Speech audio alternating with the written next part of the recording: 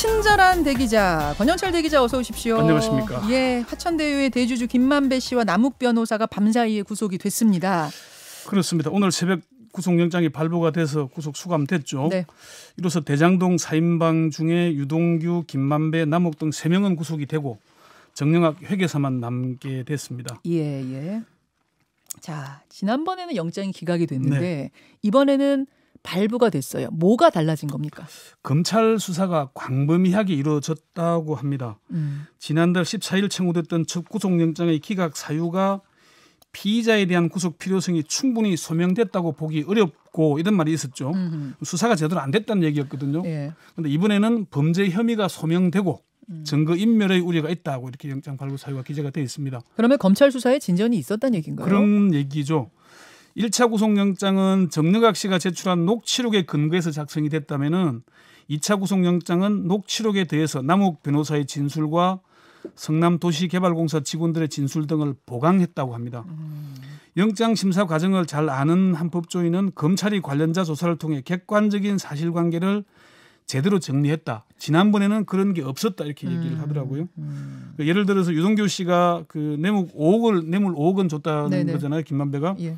그게 처음 유동규 영장에는 수표 4억 원, 현금 1억 원 그랬다가 네. 김만배 영장에는 현금 5억 원 그랬잖아요. 네, 바뀌었죠. 근데 이제 이번에는 남욱 변호사의 진술을 바탕으로 구체적으로 내용을 밝혔다. 그래서 뇌물 공여가 됐다 이렇게. 보다 구체적으로. 네, 그렇게 됐다고 얘기를 합니다. 예.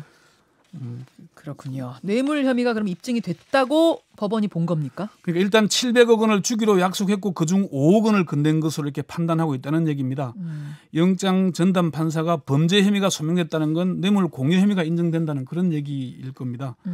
다만 김만배 씨 쪽에서는 검찰이 남욱 변호사를 압박해서 마지막에 진술을 받아낸 것이라는 주장을 펴고 있습니다. 그렇지만 이번 영장에는 이른바 50억 클럽, 곽상도 의원 등 7명에게 각 50억 원씩 350억 원을 주기로 했다는 그 부분, 이 혐의는 제외됐습니다. 그럼 왜 그렇습니까? 아직 계속 수사한다는 방침이라고 합니다. 네. 이번엔 빠졌지만 수사 계속한다. 네. 자, 얘기를 쭉 들어보면 그럼 남욱 변호사하고 김만배 씨 입장이 다른 거예요? 검찰 수사를 보면은 유동규와 김만배 두 사람과 정영학 회계사와 남욱 변호사 이렇게 주장이 갈리고 있습니다. 이른바 대장동 4인방이 2명씩 편을 나눠서 이제 의견이 갈리고 있는 두 편씩 두 사람씩 편 먹은 깐부 동맹 맺은 듯한 느낌. 뭐 그런 느낌으로. 그게 유동규, 김만배, 예, 정영학, 남욱. 유동규 씨와 김만배 씨는 성남시의 그 성남도시개발공사에 손해를 입혔다는 배임 혐의, 네. 700억 원을 주기로 약속했다는 뇌물 약속 등 대부분의 혐의를 부인하는 입장인데요.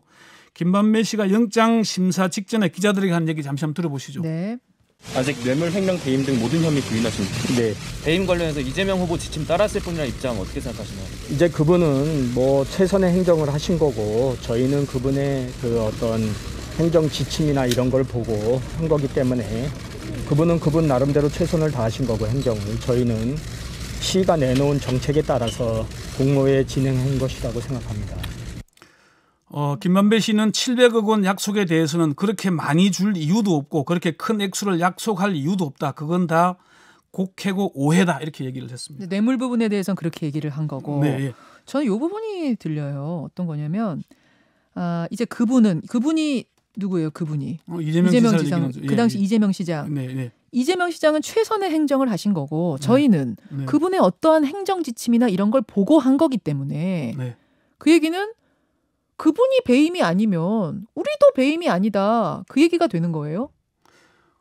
그 구체적인 김만배 씨는 그 질문에 대해서 자기는 그렇게 얘기한 적이 없다라고 얘기를 하면서 성남시의 행정적인 절차나 지침을 따르는 건데 그게 왜 배임이 되냐는 얘기를 하는 거죠. 공모 지침이 있어서 나는 그대로 한 것뿐인데 그게 왜 배임이냐? 지금 이제 배임의 이제 공범으로 그 영장이 발부된 셈인데요. 예. 그 부분은 아마 계속 그 배임 부분은 뒤에 얘기할 텐데 논란이 아마 계속 될 겁니다. 자, 사실은 지금 가장 큰 쟁점이 배임으로 보여요. 그렇습니다. 뇌물이나 뭐 이런 것들은 보통의 이런 개발 사업할 때 이제 많이 거론이 되는 건데 이번에 이제 배임이란 말이에요.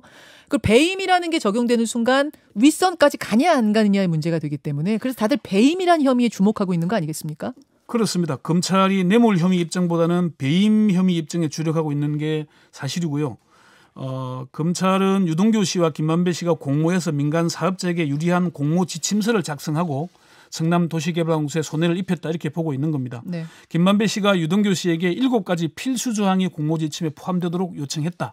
김만배가 네. 유동규에게 네. 7가지 필수 조항은 공모 지침에 꼭 넣어주세요 하고 요청했다는 거예요. 그렇죠, 그 그렇죠. 7가지가 뭡니까? 뭐 예를 들자면은 건설사 주도 컨소시엄이 아니라 금융권 컨소시엄으로 경쟁자를 제한하고 뭐 그런 또 7천억으로 조정을 하고 뭐 등등 그런 얘기들입니다. 7가지가 뭐 사업 신청자 중에 한 명은 자산관리회사로 선정하게 해달라 등등등을 요청했다 김만배가. 그 7가지 요청 사항 대부분이 2015년 2월에 발표된 사업 공모 지침서에 담기거나 비슷한 형태로 반영이 됐습니다. 네. 검찰은 이러한 부분이 김 씨와 유 전 본부장의 배임 혐의를 입증할 핵심 증거다. 이렇게 보고 있는 거죠. 그렇군요. 네, 예. 김만배 씨는 정영학 회계사가 뭐 축성한 성이라고 했다는 게 무슨 말이에요? 김만배 씨가 영장 심사를 마친 뒤에 취재진에게 한 얘기입니다. 한번 들어보시죠. 정영학이 설계하고 축성한 성을 정영학과 검찰이 공격하고 있는데 제가 이 방어해야 되는 입장에 섰더라고요. 그래서 그런 부분이 굉장히 좀 곤혹스러웠고 그래서 새로운 그런 거에 대해서 적극적으로 방어했습니다. 아, 그러니까 정영학이 만든 성 이 말이군요. 예, 정영학이가 설계한 그러니까 김만배 씨의 주장은 정영학 씨가 실제로는 주범이다. 이런 얘기인 겁니다. 네. 김만배 씨 측 관계자는 정영학이 중심이 돼서 이런저런 설계를 다 해놓고 네. 공모지침서 만들고 사실은 이런 아이디어가 전부 정영학에게서 나온 거다. 이런 걸 누가 알겠나. 이렇게 디테일한 걸 정영학이 다 이렇게 하자 저렇게 하자 했다라고 이렇게 얘기를 했습니다. 네, 네. 대장동 시행은 처음부터 남욱 변호사와 정영학 회계사가 주도를 했고 네. 김만배 씨가 등장하는 건 2014년 11월 이후라는 겁니다. 2014년 11월은 대장동 개발 의혹에 대해 수원지검 특수부가 수사에 착수한 시점과 비슷합니다. 남욱, 정영학 모두 수사 대상이었고요. 또 정영학 회계사가 대표로 있던 자산관리회사 판교 AMC에서 네. 김만배 씨가 합류하기 이전인 2014년 4월 29일 서판교 대장동 제1공단 결합도시 개발사업 사업 계획서를 작성했는데 네. 이게 30쪽짜리 문건이라고 합니다. 네. 이 문건에 7가지 필수 요청 사항의 내용이 이미 담겨 있다고 합니다. 아. 그러니까 김만배 씨가 합류하기 이전에 그런 7가지 필수 요구 조건이 다 담겨 있었다는 거죠. 그럼 김만배 씨 말처럼 네. 설계자, 네. 축성한 사람, 이 성을 만든 사람은 정영학이다. 정영학 회계사라고 보시는 거예요? 그렇습니다. 정영학 회계사와 남욱 변호사는 2009년부터 한 팀이었고요. 대장동 개발에 관여를 했습니다. 정 회계사가 도시개발에 대한 전문적인 책을 썼을 정도로 부동산 개발 전문가로 잘 네, 알려져 네. 있죠. 네. 김만배 씨 쪽에서는 정영학과 남욱이 주체가 돼서 사업을 하다가 김만배라는 얼굴 마담을 내세워서 진행을 해놓고 정영학이 그런 과정에서 녹음해서 여차하면 뒤집어 씌울 준비까지 다 했다. 아, 그렇게 주장을 하고 있네요. 그럼 지금 말씀 들어보면 네. 정영학이라는 사람도 굉장히 중요한 핵심 인물인데 네, 그렇습니다. 이 사람은 이번에 영장 청구가 안 됐어요. 저도 의아한 대목이긴 합니다. 대장동 개발의 역사를 가장 잘 아는 사람이고 처음부터 깊숙이 관여한 사람이 정영학 회계사입니다. 천화동인 5호로 644억 원을 배당받기도 했고요. 대장동 개발에서 화천대유나 천화동인이 천문학적인 수익을 낼 수 있었던 건 정영학 회계사의 설계 덕분이라는 게 이번 사태를 잘 아는 전문가들의 한결같은 진단이고요. 정영학 회계사는 이전에도 검찰 수사 대상에 올랐지만 사법 처리는 피해갔습니다. 2015년에 수원지검 특수부가 대장동 개발 의혹을 수사할 당시에 남욱 변호사는 구속됐잖아요. 네네. 그때도 정영학 회계사는 피해갔어요. 대장동 의혹이 불거지자 정 회계사는 검찰 수사에 적극 협력했습니다. 김만배 씨와의 대화를 녹음한 녹취록을 제공했고요. 50억 클럽이니 350억 뇌물 제공 약속이니 700억 원 제공 약속 등이 다 정영학이 제공한 녹취록에서 나온 네, 얘기들입니다. 그렇죠. 예. 검찰 수사가 정영학 씨가 그린 그림 안에서 맴돌고 있다. 이런 느낌들을 많이들 법조계에서는 얘기를 합니다. 검찰이 유동규 씨를 배임 혐의로 추가 기소했는데 네. 여기에는 김만배, 남욱, 정민용, 정영학 회계사가 공모했다는 얘기가 들어가 있거든요. 그런데 예. 그중에 유일하게 정영학 씨만 영장 청구에서 빠져 있습니다. 혹시 정영학 씨가 검찰에 지금 적극적으로 협조하고 있기 때문에 그 점을 배려한 건 아닙니까? 뭐 다들 그렇게 보고 있습니다. 정영학 씨가 아니면 이 수사가 진행될 수 없는 구조이다 보니까 예. 정영학 씨에게 아직까지는 영장을 청구하지 않는 거 아니냐. 그렇게 법조계에서는 검찰이 정영학과 딜을 한 게 아니냐 이런 얘기까지 나오고 있고요. 자, 어쨌든 네. 지금 굉장히 중요한 부분은 네. 배임 혐의이고 그렇죠. 실제로 검찰이 지금 배임 혐의 수사에 상당히 집중하고 있다고 들리는데 사실입니까? 실제 그렇습니다. 사실 이전에는 이제 부동산 개발 관련 한보 비리나 이런 수사를 보면은 로비와 뇌물 제공 이게 수사의 핵심이거든요. 예. 그런데 이번 수사는 그 배임이냐 아니냐에 초점이 맞춰져 있어요. 아마 그건 대선 경선 과정에서 불거진 이재명 민주당 대선 후보와 관련이 있을 것으로 보입니다. 근데 물론 그렇게 볼 수도 있지만 네. 한보 비리니 지금 일반적인 부동산 개발 사업에서의 비리는 네. 설계에서부터 무슨 초과이익 환수 조항을 왜 넣느냐 안 넣느냐 이런 식이 아니었기 때문에 그때는 뇌물이고 이번에는 그게 왜 그러냐면은 당시에는 정치권 논쟁 이전에 검찰 수사가 뛰어들면서 인허가 과정, 자금 조달 과정에서 누가 어떤 역할을 하고 얼마나 돈을 받았느냐 이게 핵심이거든요. 사실은 네. 이 부동산 개발 비리는 거기서 나오는 거고 돈의 흐름을 보면은 누가 이득을 챙겼냐가 사실 핵심이거든요. 그 검찰 수사에 밝은 법조계의 그 한 뭐 중견 법조인이 그렇게 얘기하더라고요. 예. 검찰이 말을 갈아탄 게 아닌가 이런 얘기를 했어요. 말을 갈아탔다는 게 무슨 소리예요? 지금 제1야당의 대선 경선 후보 4명 중 유승민 후보를 제외한 3명이 검사 출신 아닙니까? 예. 유력한 후보 이강은, 윤석열 후보, 홍준표 후보 둘 다 검사 출신이죠. 네. 누가 되건 검사 출신이 유력하다고 본다는 얘기죠. 근데요. 그러면은 검찰이 사실 문재인 정부에서 상당한 곤욕을 치렀지 않습니까? 예. 그래서 그게 복원되지 않겠냐는 기대를 가졌을 수 있다. 이심 전심으로 그렇게 되지 않았겠느냐 이렇게 본다는 건데 검찰은 대장동 수사 초기부터 배임 혐의에 집중해 왔어요. 물론 뭐 대장동 논란이 이제 민간에 막대한 이익을 몰아줬다는 의혹이 제기됐기 때문에 그럴 수도 있습니다만은 검찰 수사는 유동규 전 본부장에 대해 처음부터 배임 혐의를 적용해 영장을 청구를 했어요. 그런데 배임이라는 거는 수사를 해서 실제 그게 손해를 끼친 게 나와야 되는 거거든요.